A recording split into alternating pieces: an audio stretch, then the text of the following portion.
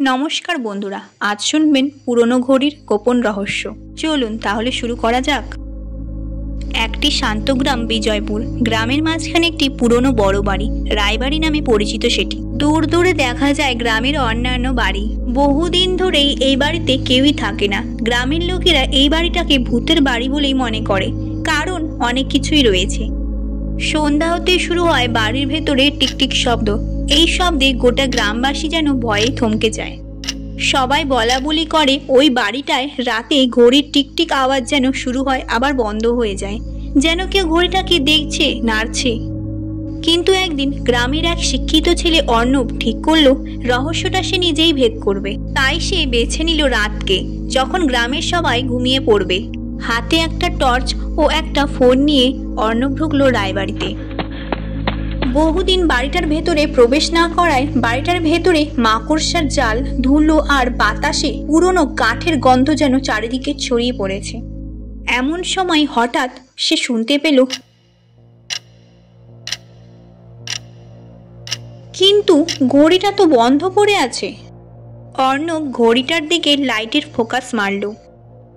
সে ঘড়িটার দিকে এগিয়ে গেল এবং সে ঘড়ির কাঁটাটা ছুঁয়ে দেখছিল।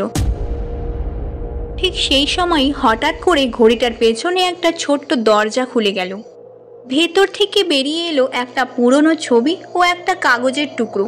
তাতে লেখা, যার হাতে সময় তার হাতেই ধন। অর্ণব কিছুতেই এটা বুঝে উঠতে পারছিল না।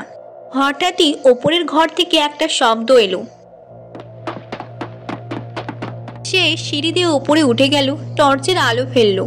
একটা পুরনো প্রতিকৃতি তখন সেটা নড়ে উঠল। তার পেছনে ছিল একটি লোহার সিন্দুক। অর্ণব এগিয়ে গেল, দেখলো সিন্দুক তালা বন্ধ। তখন সে তার হাতের চাবিটা সিন্দুকের মধ্যে মেলাতেই সিন্দুকটা খুলে গেল। সিন্দুকের ভেতরে ছিল পুরনো কিছু মুদ্রা, এক টুকরো চিঠি আর রায়বাবুর ছবি।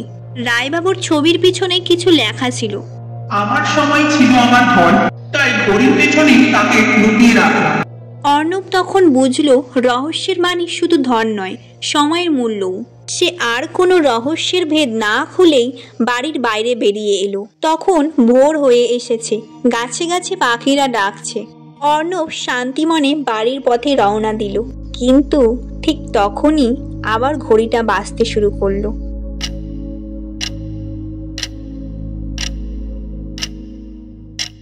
নমস্কার বন্ধুরা, তোমাদের এই গল্পটি কেমন লাগলো অবশ্যই কমেন্টে জানিও।